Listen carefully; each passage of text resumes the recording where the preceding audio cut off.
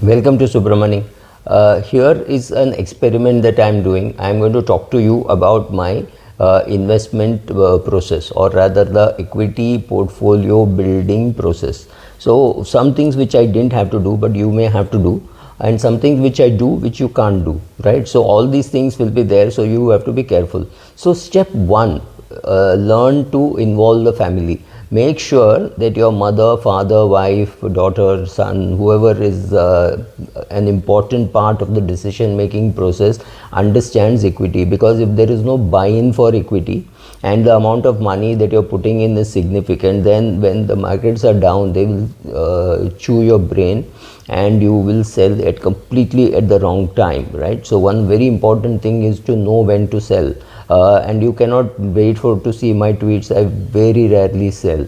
I have not sold, let me put it this way, in the last 40 years that I have been investing, at least in the last 20-25 years, I have not sold any share because I wanted money, right? I have sold because I want to buy something else, because some other share is better than this share, so I've sold X to buy Y.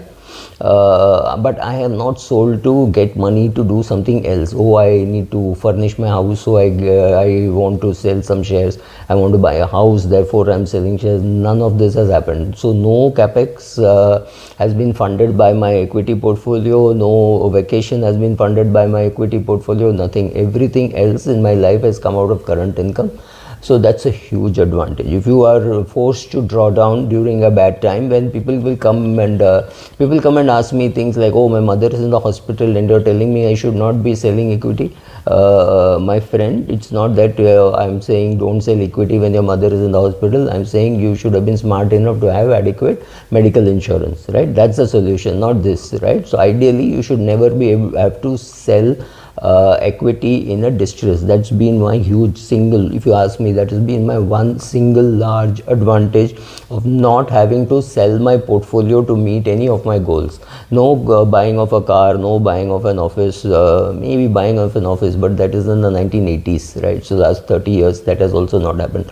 Nothing. I have not sold my equity shares at all under distress. If I have sold to buy something else. So it's not a sale, right? It is a switch.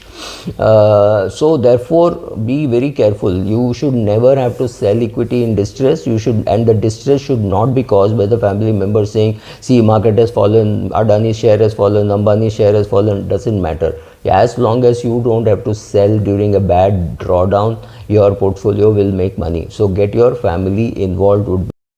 So my lesson number 1 is to involve your family, make them understand the process, and also reward them. In the year when the markets have done well and you've got some 40% return or 50% return, withdraw money from equity. Tell your family, look, we have made good money in equity, so I'm withdrawing an X amount, and that amount could be, it has to be proportionate to your portfolio. So I know somebody who withdrew money to go for a Europe vacation for a family of 4. Must have costed him about 10 to 12 lakhs.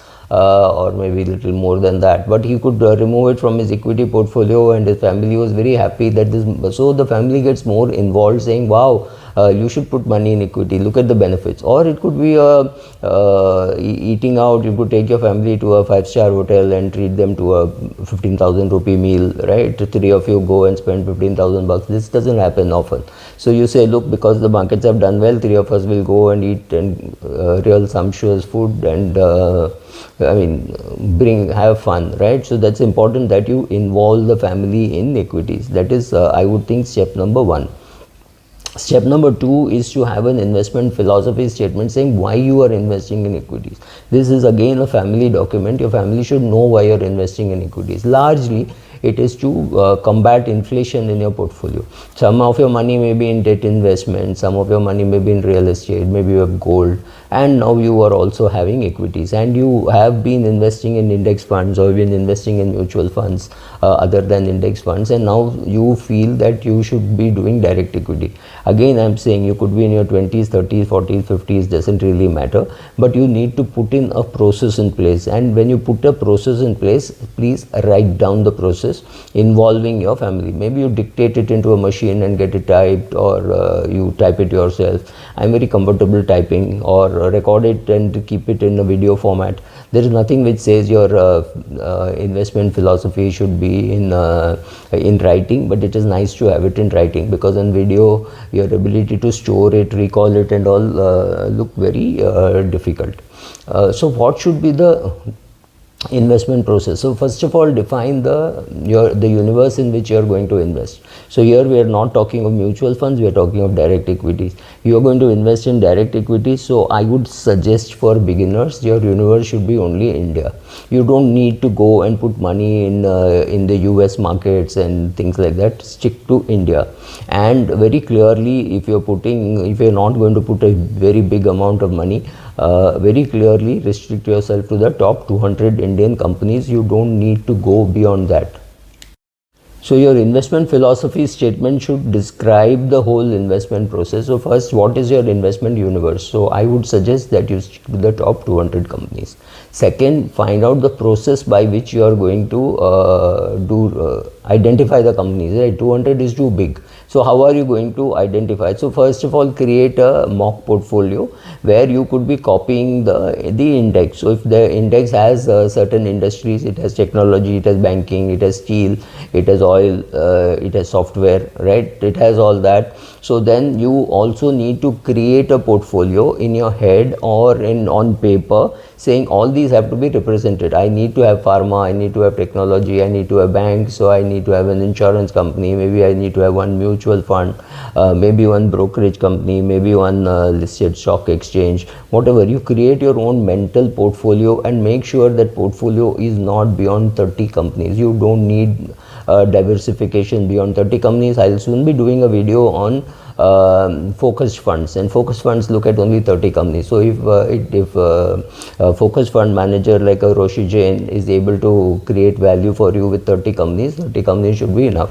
I'm not even saying look at her portfolio and copy. That's not what I'm saying. I'm saying you look at the index and copy, because the index, when there is a change, you can also make a change in your portfolio. After having said that, you said, okay, I will be in the index, and then you say, okay, in the index, I don't want to be in TCS and Infosys. I want to be in HCL and say some other company, right?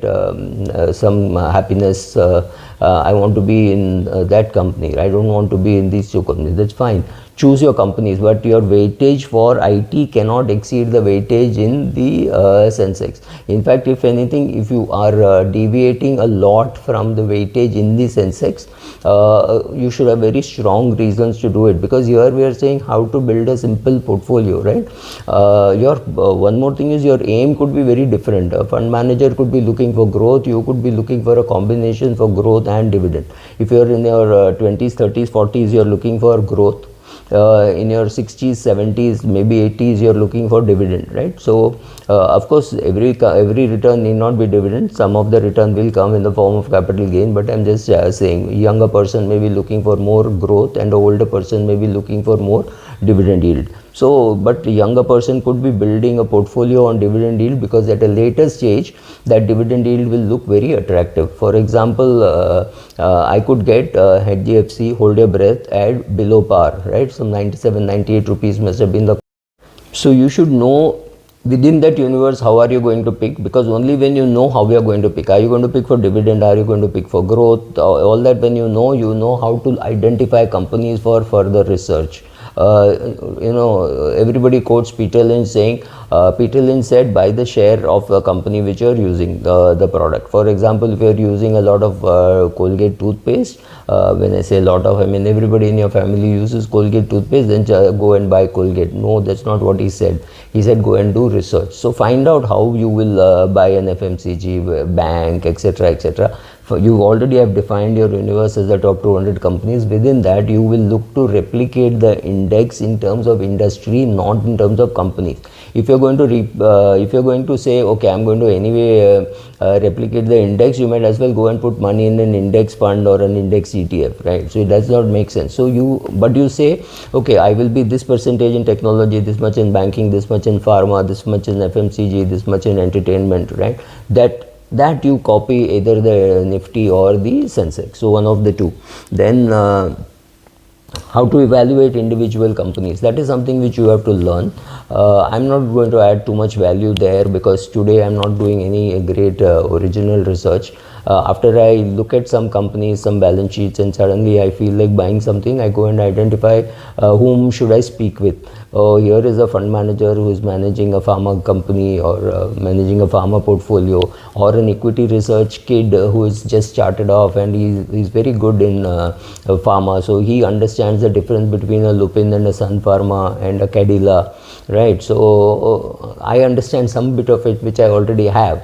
But something new comes up, I have no clue how much effort I'm going to put. So there I need to talk to somebody. That's what I said. In my process, some of the things you will be able to copy, some of the things you won't be able to copy. If you don't know whom I'm talking with and why that person is available to me, may not be available to you, then you have to be a little more careful about how you build your portfolio, or how to pick up that particular stock. But yes, you have to put a process saying these are all the things that I will see.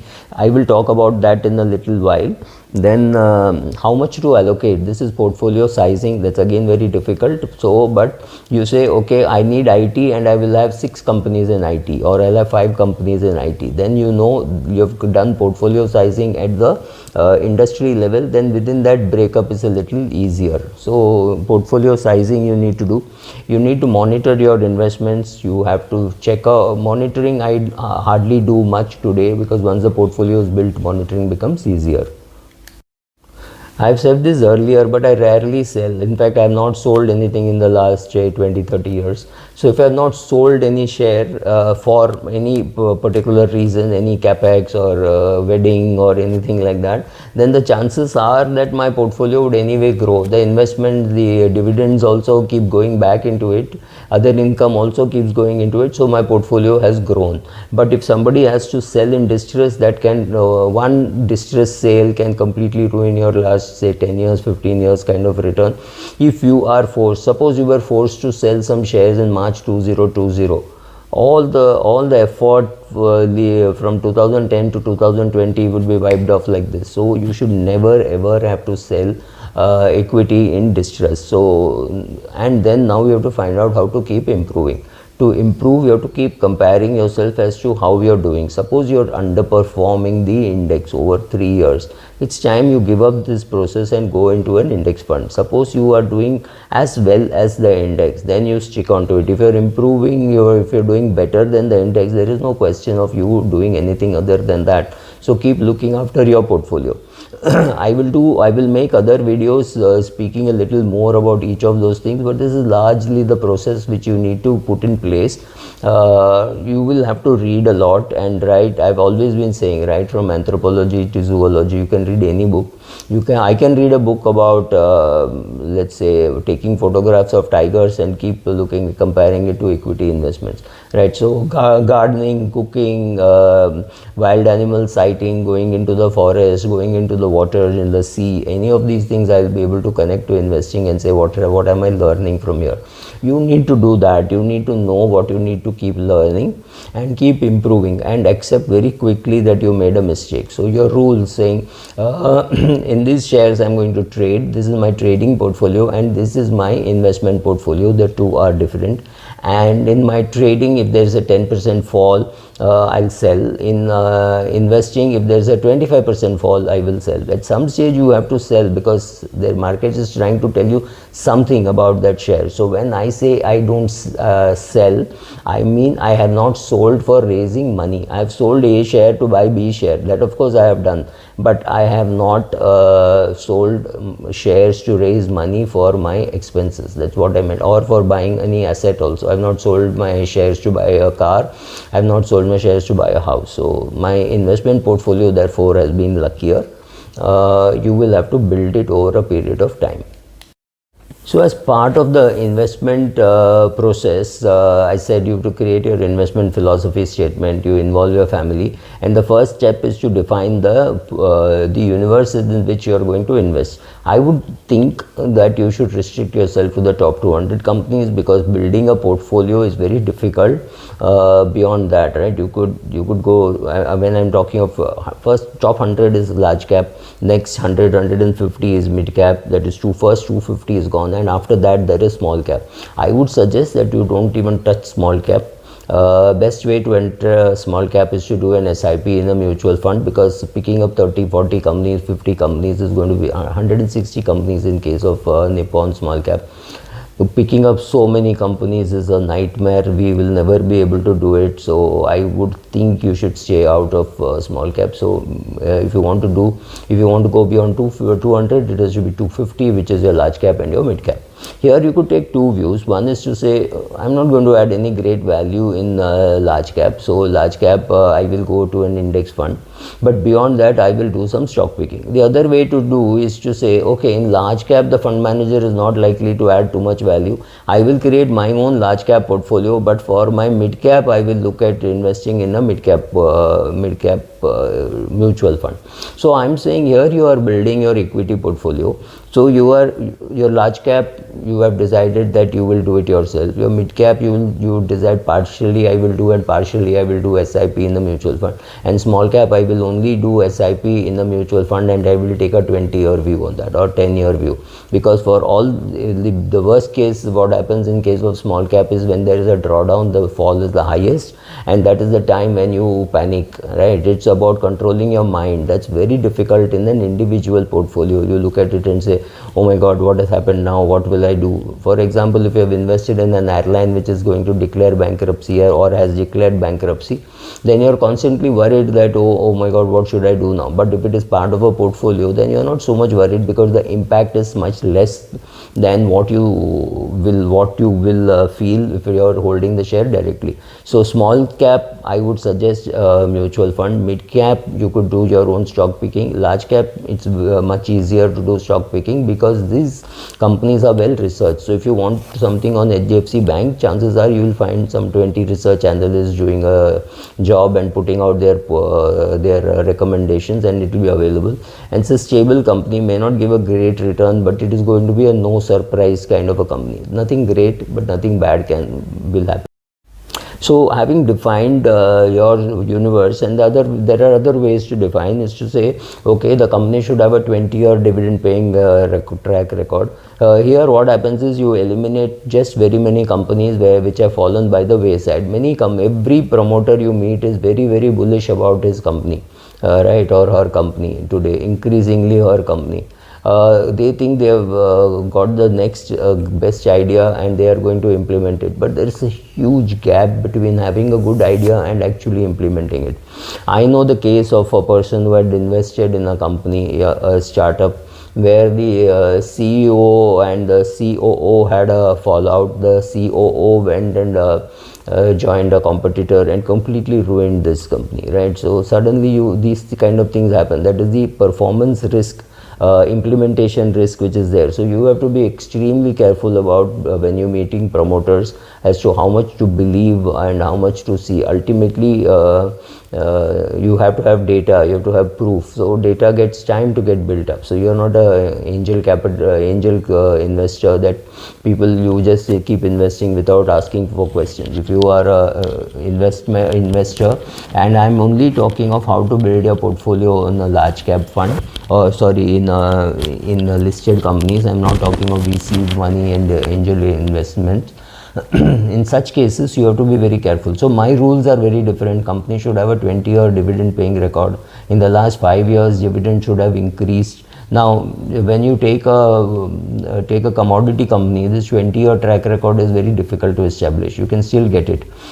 In fact, I remember when I bought Coromandel International, company was not paying dividends. Company was in BIFR. It had just come out of BIFR or things like that was happening. The Murugappa group had just taken over. I think it must be 1985, 86, 87. I'm not very sure.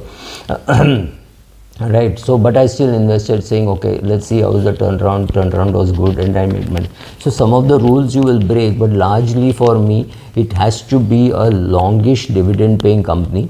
So company which has been paying for a and last 5 years dividend should have gone up out of, and that money, the dividend which have gone up should be out of a sustainable increase in EPS, not a PSU company where the government forces them to pay dividend even if they don't have the cash flow. That shouldn't happen, and that doesn't happen so much in the private sector, but it does happen even in the private sector. Recently Vedanta has been giving dividends which are very difficult to sustain, but they have been giving it for a long time, so you don't know. So what all would I look if I were building a portfolio of good dividend yield shares, right? Remember, I'm talking of building a portfolio which is going to help you for your retirement.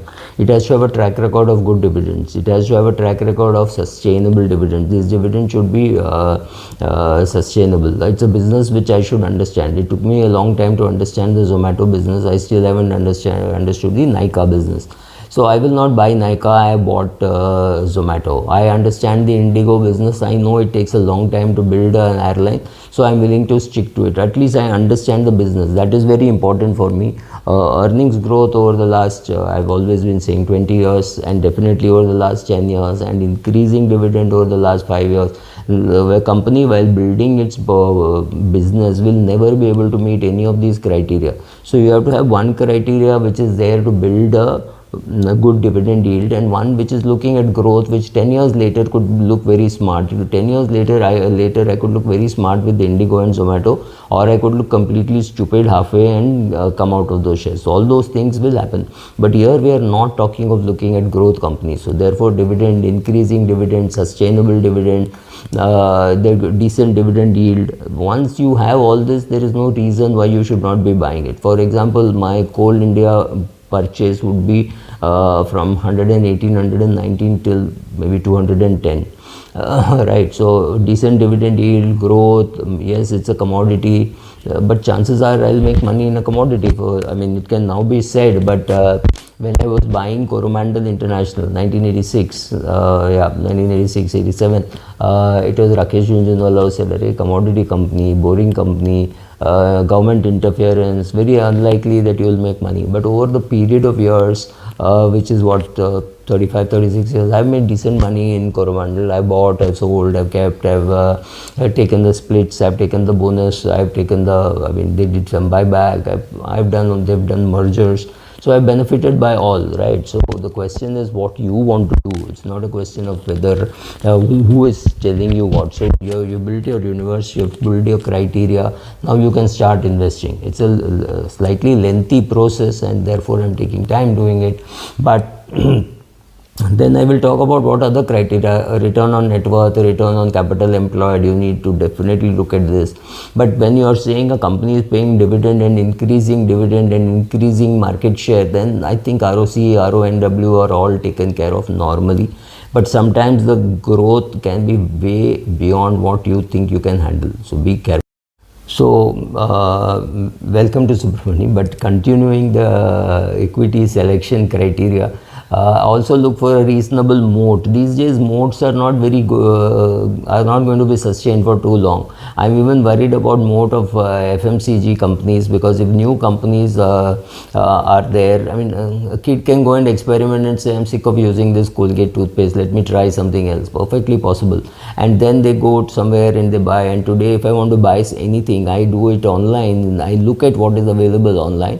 I may still go to a shop and buy, but I will definitely look at it online. So some of the modes may go, because people would be indifferent to what they are buying. They're just buying sugar, so they may not mind buying, they may mind buying branded sugar, they may not mind buying branded sugar, depending on the comfort you have with the shop, not exactly with the product, right? So depending on all that, the brand loyalties, will people stick to the same toothpaste, toothbrush, airline? We do not know. Right now it's good time for Indigo, so that's a different thing, but normally you will have some competition coming, right? It's great to be in a business where your only competitor are the Tatas. That's exactly the position in which Indigo is in currently. So some of these advantages could be there, but I did not know that there would be a stage sorry, when the competition for Indigo will be less. I only thought that competition for Indigo will keep increasing, right?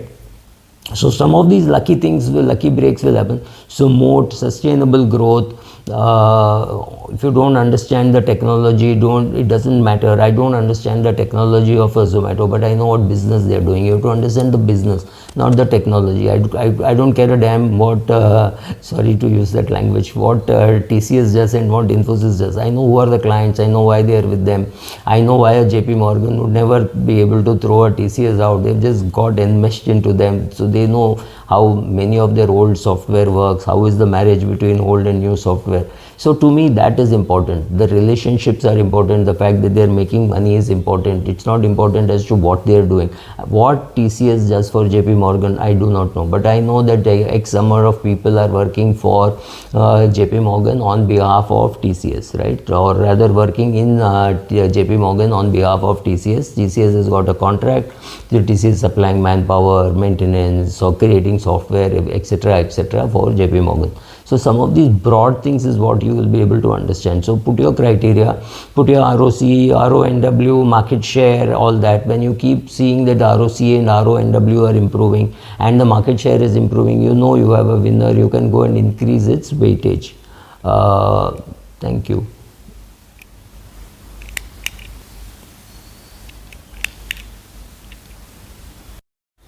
Welcome to Subramani. Continuing my process of portfolio building, we come to a very important stage of how do I evaluate a company. So first is I look at very dull, old, boring companies, something like a Carborundum Universal. Why am I giving you that? Because recently the results have come and the results are superb. I've been holding this share since 1986 or 87. So which makes it a 36 year holding. Very few people have this kind of patience. 36 years people think is a lifetime gone, right? Company has been giving good results. So what do I look for? I look for dividends. I look for increasing dividends over 5 years, and I look also for good return on capital employed, good return on net worth. One another important criteria for me is the market share that it has. Does it have a significant market share? Now, if you take the grinding wheel business, two good companies, Carborundum Universal and Grindwell Norton, and then there are the others, but largely these two companies are very good, well managed. They fight for market share well, and they almost have a 50-50 kind of a market share. I'm exaggerating, but both of them would have equal market share. Both companies are good. So what happens is you tend to like some companies. So do I have Grindwell Norton? I've had Grindwell Norton many times in the past. I trade in Grindwell Norton. Carborundum Universal is something which I've been holding for a very long period. I still might trade, but it is largely a keep it kind of a portfolio. So when I look at dividends, I also look at whether the dividends are sustainable. The payout has to be more than 30% and less than 60%.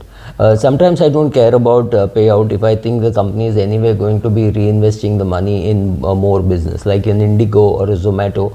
I don't expect to get dividends out of them. So that's a different criteria. I have both objective and subjective criteria, like for example certain geographies, certain communities, certain businesses I do not touch.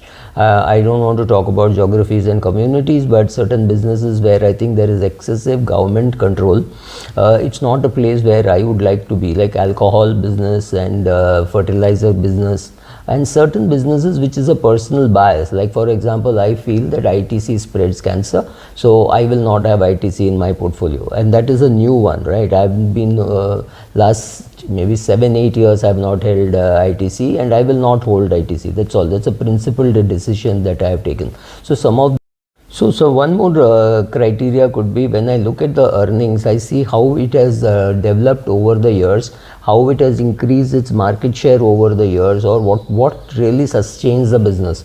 And is it a business where I'm worried that many other investors won't invest? For example, Coal India and NTPC, I know very many companies talk about ESG and they will not invest in the coal business. That does not bother me. I'm not too much worried about ESG because I think ESG is just a marketing gimmick done by some companies in the US. So yes, these nomenclatures don't really matter. I also see whether the payout is sustainable, because any payout between 30% and 60% seems to be sustainable. But some PSUs are forced to borrow and pay dividends. That to me is a red flag. I'm not too keen on such companies. I also look at the forward dividend rather than the backward dividend. Let me give you an example. Coal India, for example, is paid 21 rupees dividend last year. So at 210, it's a great buy, right? There's no doubt about that, 10% dividend yield. But the worry is, with falling coal prices and increasing individual costs, salaries and wages costs, I don't see that the dividend can be sustained at 21 rupees. Maybe the dividend will come down to 18, 19 rupees. I would still be happy buying it at 230, but it is a little scary whether the dividend is sustainable. So sustainable dividend is very important, and you have to anticipate that the dividend will go down. Now there is nothing called reversion to the mean for an individual share. An individual share can go down, it can go up. For example, BHEL, I have sold the share at 300 rupees sometime in 2007, I think. I bought it back recently in 2020 or 21 at 25 rupees, and I bought again at 80 rupees, right? So some of them you look at all these criteria, ROC, RONW, dividend payout, everything, and also you look at some potential, what can happen and what can't happen. So some of these shares I've been holding for a long time. Some of these shares I've been buying and selling. PSU I've been holding some for a long time, and some I like to sell off. Indian Oil I've been holding. I sell off Indian Oil at 120, 130, but I'm very happy buying it at 78, 79. So I also do this kind of a thing. So is the EPS sustainable? Is the dividend sustainable? This is also a very important thing. Don't just go by the dividend yield and say, wow, this has got 11% dividend yield, I'll buy it. It may not be able to sustain it. So you have to see sustainable dividend yield over long periods of time before you put it in your portfolio. I also do qualitative assessment of companies, seeing how the companies manage, seeing how the family fights, doesn't fight, whether there has been a change of auditor, any big change of philosophy, whether they are entering some new business which they don't understand, right? All these things are very important to know, because in the long run these things will matter. So family managed, well managed. I don't like companies which are totally professionally managed, like Larsen and Toubro, Axis Bank, or ITC. ITC is professionally managed, but it is run by the bureaucrats. So it's always a worry that there is somebody out there in the bureaucracy who is dictating terms. However, in case of Axis Bank, now the bureaucracy is out. It is no longer a PSU holding company, right? Suti has sold out its shares. ITC Suti is out, but LIC is still there. Larsen and Toubro Suti is reduced its stake, but LIC is still there. So these are almost PSU in terms of their shareholding. Government has a lot of shareholding. So to me, that's not a very great thing, but I hold L&T and Axis Bank. So that is just a caveat for you. So subjective criteria, market share, is it increasing market share? So just because of market share, I may or may not like the numbers. I have Maruti. Market share helps me hold on to Indigo. I'm convinced that a Zomato business model will stay. So these are some of the things where the criteria of ROC, RONW, dividend payout, some of that may not be applicable or may not meet that criteria, but the qualitative criteria forces me to hold this in my portfolio. If 100 cars are sold, 60 cars are Maruti, and that's a huge market share. If 100 air tickets are bought, 60 are from our Indigo. To me, that's a very important thing. Does Zomato have competition? Yes, there is Swiggy, and the government is likely to come out with something like that. So yes, there will be competition, but I think the home food delivery business is here to stay. So is grocery, etc. So I think that business is here to stay. So therefore, I'm building a portfolio. But believe me, I have a 10-year view. If you have anything less than a 10-year view, these are not good businesses to be in for you. But this is the criteria which I use for assessing which companies to buy. Thank you. Another important way how I control my risk is to make sure that I do not have more than 5% in one share in one company, and I do not have more than 10-15% in one industry, right? So that is also very important. So if I like financial services, it doesn't mean I'll have HDFC Bank, ICICI Bank, SBI, Cholamandalam, Sundaram Finance. When you keep buying all these shares, apart from say all this National Stock Exchange, or CAMS, or a couple of mutual funds, insurance companies, you realize that your weightage to financial services is far greater than the weightage to the financial services in the index. But remember, the index may as of now does not have a life insurance company, asset management company, right? So all this could come. So based on all that, I suddenly say, oh, if 30% of my portfolio is financial services, that's scary, right? So it will never go to that. But I have a 5% cap on how much should be there in one particular script, and I try to stick to that. The problem with that is, if a company is doing extremely well, it's very difficult to sell that share, but that is very important to sell. Like I said, if 66% return that I've got in Siemens and Cummins in the last 1 year, why would I not sell an extremely small position? Let's say 5% of my position. I've got 1000 shares. Why will I not sell off 50 shares? I may not talk of even 500 shares, but 50 shares is 5% of your portfolio. Why not cut your position by 5% in that portfolio? Yes, maybe infrastructure will do well, blah, blah, blah, all that is true. But why not cut a position? So I do cut positions. So if I also realize that if I put 1 lakh in a share, the maximum I can lose is 1 lakh. But the opportunity cost of not investing in the share could be pretty high. So I'll just sometimes I stay here. I'm not very clear as to what I always do. I don't think I'm very consistent in what I do. That brings us to a very important thing as to how to monitor investments. For example, I have invested in the Murugappa group. Now there is nothing called the Murugappa group, or the Sundaram group. They've all split among themselves. So each brother is holding one. So then, knowing more details about the current management of a Carborundum Universal, knowing that the management of Carborundum Universal is different from the management of AID Parry, which is different from the management of Cholamandalam, which is different from the management of XYZ, right? So it's very important to know the differences. Then so that's very difficult, but yes, that's very necessary part of the monitoring that one does. One largely monitors by numbers, but one has to manage the qualitative factors also, not just quantitative that you can depend on totally. I do not look at my companies on a quarterly basis. I mean, what great thing is going to change in a Colgate or a HUL over every quarter? I just look at the result and say, wow, good results, wow, bad results. That's all. It does not really matter to me. But once in 18 months, I look at market share. Well, Patanjali is selling more toothpaste than Colgate, or whether somebody else is going to launch a toothpaste, or is Dabur doing better than Colgate. I keep looking at it, and then I'm not worried if the market share has slipped from 63% to 58%, because you know that 63% is difficult to sustain, and you know over 5 years, 7 years, market share will fall. Then the question is, are the margins good? Are they able to do well in volumes? Because if the volume itself is expanding, then a fall in the market share doesn't really matter. Though I don't like the trend over a long period of time. I know I get good dividend yield. I know it will grow. I know it has got the ability to attract good talent, right? So all that being in place, I will not sell off Colgate. But yes, 18 months is when I look at the long-term trend. Maybe even 24 months to look at the long-term trend, and then to see whether these dividends are sustainable. What is going to happen? Is there something else which I can buy? Can I sell Siemens and buy BHEL?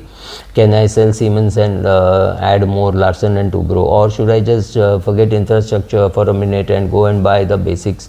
Should I buy banking? Should I buy cement, right? So looking at all those things.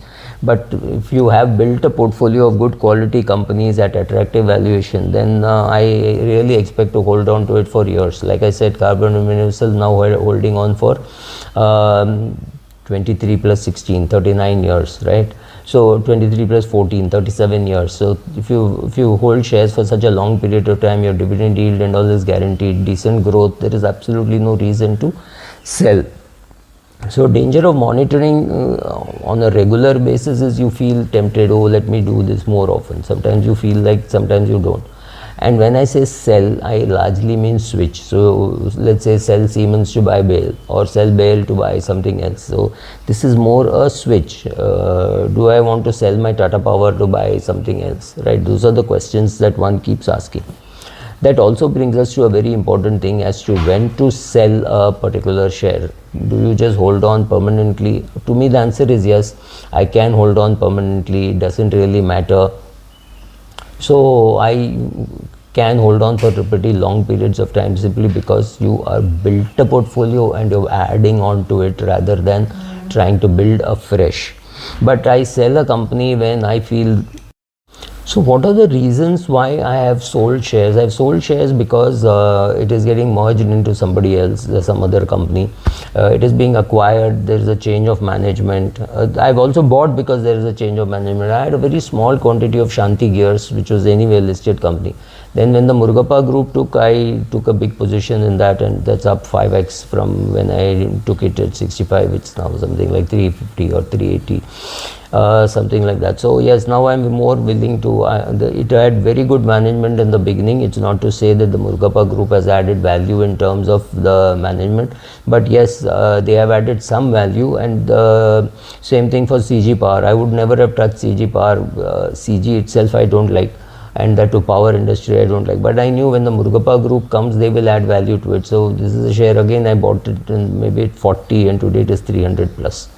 So some of these things I have bought or sold basic on the change of management. When change of management happens, that company looks attractive or looks unattractive, right? So somewhere there is a fear that the management quality is not good. There are governance issues. I sold Biocon at 380 saying something is wrong. The ESG or something was not adding up, right? So some of these are basis of sale. Largely when I say sale, I largely mean switch. Of course I could be sitting on cash for some time if I don't think the market itself is attractive, but that is again a switch, because the sale has not been done to use the money elsewhere. The sale has been done to sit in cash, to look for opportunity as to what to buy. If I can't buy something, I can stay on in an ultra short bond fund again for very long periods of time. If I don't have money in the sense to invest, if I don't have any big expense coming, there is no reason why it should be sitting even in a share which I want to anyway sell. So if I want to sell, I sell off immediately. I also sell to reduce my position, saying, oh my god, this jump is too much as a percentage of my position, so I sell. I may be buying it in my wife's portfolio, I may be selling it in my wife's portfolio and buying it in my daughter's portfolio or my father's portfolio or my mother's portfolio, right? So something else could also be happening, but largely yes, I do pair positions, I build positions. Sometimes I build positions aggressively. I also realize that I don't invest too much of money. I am not a mutual fund that has to build a 20,000 crore position or a 15,000 crore position in one company and they take a long. I invest every month whenever there is money. There is no great criteria as to when I invest, right? Whenever I see I have money, I invest. Whenever I think I need money, I disinvest. How does one try to improve as an equity investor? One, after building a portfolio, you tend to look back and say what has happened. Then this is something which is little tricky. I have several of friends whom I can call up and say, oh, how does this share look and how does this share not look, and somebody will say, oh, the results are coming in 4 days time. That is something which I can also gather, but it is easier to talk to some analyst who is doing it on a regular basis.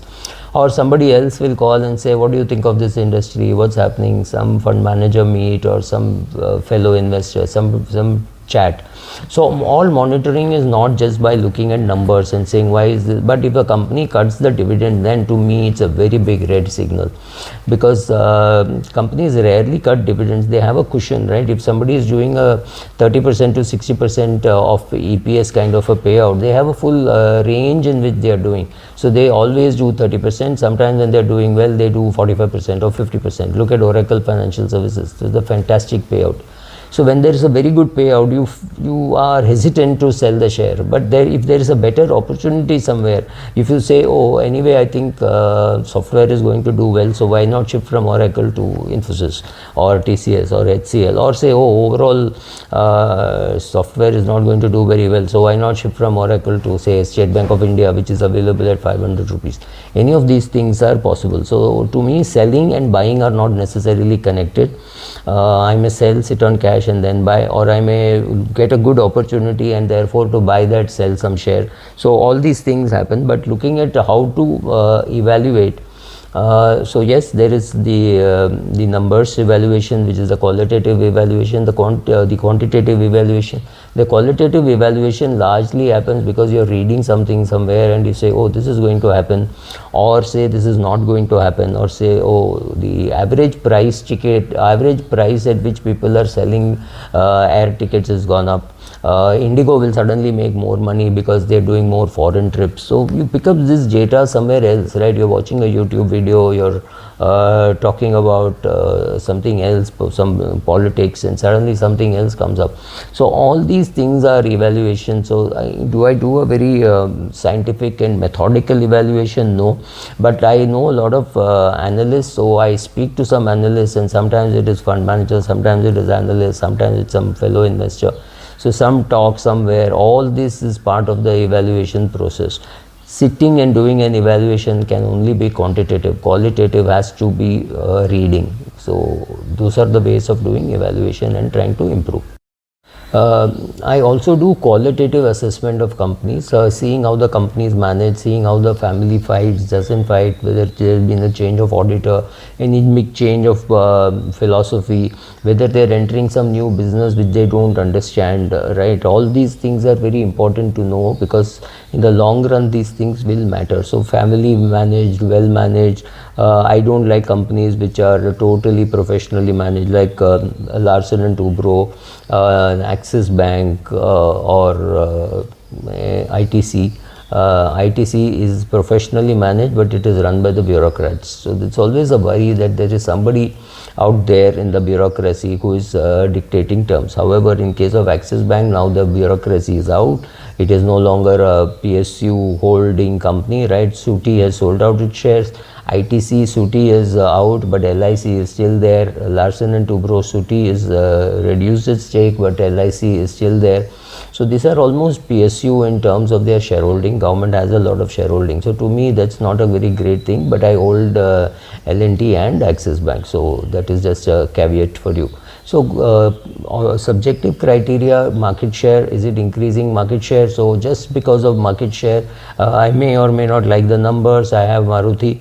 Market share helps me hold on to Indigo. I'm convinced that a Zomato business model will stay. So these are some of the things where the criteria of ROC, RONW, dividend payout, some of that may not be applicable or may not meet that criteria, but the qualitative criteria forces me to hold this in my portfolio. If 100 cars are sold, 60 cars are Maruti, and that's a huge market share. If 100 air tickets are bought, 60 are from our Indigo. To me, that's a very important thing. Does Zomato have competition? Yes, there is Swiggy, and the government is likely to come out with something like that. So yes, there will be competition, but I think the home food delivery business is here to stay. So is grocery, etc. So I think that business is here to stay. So therefore, I'm building a portfolio. But believe me, I have a 10-year view. If you have anything less than a 10-year view, these are not good businesses to be in for you. But this is the criteria which I use for assessing which companies to buy. Thank you. I have been talking about company performance evaluation before buying. So one of the things which happens is you do all your valuation, and then you decide that you buy this share at, you are happy to buy this share at 110 or something like that, and the current price is 130. Do I go head on and buy it? Yes, actually I buy a very little bit. You're putting your toes in the water, not even up to your ankle, just putting your toes in the water to see how it is moving, that's all. But it could be a very, very small position, definitely about less than 1%. But it is there, the position is there, and then you are watching what's happening. It's very important. Like for example, if I find a company with a PE of 20 and another company with a PE of 10, I keep looking at it. Maybe the PE of 10 is a commodity company. So if it's a commodity company, you are worried that the growth rate may not happen. It may have grown at 7% over the last 5 years, but then further growth may not happen. And far more importantly, in a commodity company, the dividend may not be sustainable. In a sugar company or a coal company or even in an oil company, What happens if the dividend is not sustainable? So sustainable dividend can happen only when you start looking at the numbers and you say, okay, for example, if I find the PE of 20, dividend of 3 and growth rate of 6%, and another company with a PE of 10, dividend yield of 4% and your growth rate of 7, that's fantastic. I may pick the one in which I do not have a position rather than the one in which I already have a position. Also, one very important thing is I build my position over a long period of time. I am in absolutely no hurry to build it. I will keep on buying small bits of shares, and I keep giving this example. If somebody tells you this is a good hotel where good South Indian food is available, you don't go and eat 500 idlis, right? You go and eat 2 idlis, and then one day you get your friends along, one day you get your family along, one day you get your business acquaintances along. So over a period of time, I may have eaten 500 idlis in that hotel, but I would never eat more than 2 in one sitting. So that is exactly how I build my positions, very slowly, very slowly. There is no great hurry. It's not that as though the share is going to run away. All shares give you enough time to build a position. So build your position slowly. That's what I do. I'm not even saying that's what you should do, but that's what I do. So sustainable PE, good ROCE, good PE, good dividend yield, all that over a period of time, and not being in a commodity business. In the commodity, I buy commodity businesses, but there's a completely different way. The PE does not really help. So once you have done the assessment of companies and you decide when to buy, you then wait. Like I said, you decided you have to buy the share at 110, it's available at 130. I'm in no great hurry to build my position. I'll buy a very little stock at 130 and then I will just hold on. One day when something happens and the price comes down, I may buy it at 110, and if the price goes up 130 to 135, I will go back to my books and re-evaluate, saying maybe this company never gets a lower PE for whatever reasons. I mean, your Colgate and HUL, the PE never goes down. They may be slow in their growth, they may have competition, anything happens, but the PE rarely goes down. When it goes down, it's a good time to be buying, and when it goes up, it's a good time to be selling. It's as simple as that. So I could hold a position in HUL and also sell the position in HUL. Right, if I own say 2000 shares, it doesn't mean I have to keep on holding 2000 shares. Suddenly I may sell off 200 shares or maybe even 50 shares or 100 shares just to test the water, right? So when a company gives you a 66% return in 1 year, right? So Siemens, Cummins, etc., and all have given that kind of a return in the last 1 year. I'm recording this in May 2023. It's a time to sell off a little bit. So let's say I got 2000 shares of Siemens. What is the problem in selling off 50 shares? It's not as though I'm going to sell out a big amount, but just to test the waters, to say, okay, at 66% return in 1 year, it may not be sustainable, so let me sell and let me keep the money. I may buy something else, or if the same share falls, I may buy that, right? So you keep actively by buying and selling. So then it comes to risk management as to how much should it be there in your portfolio. This is also called portfolio sizing.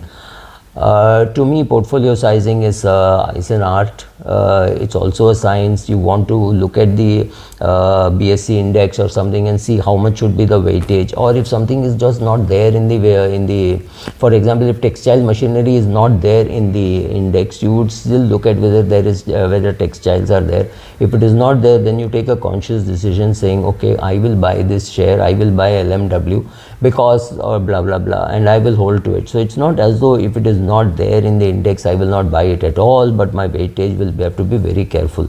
I have to decide why that should be there and what is the solid reason why it should be there. All these things are suddenly very important in my portfolio building and in my portfolio sizing.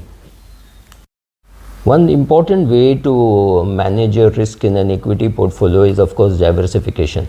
Diversification helps you across industries, across countries, right? So I have some money today invested in the US. I have some money invested in a fund called the Global Advantage Fund, which invests in countries abroad. So I have some money in US, some money in China, some money in Asia, Taiwan.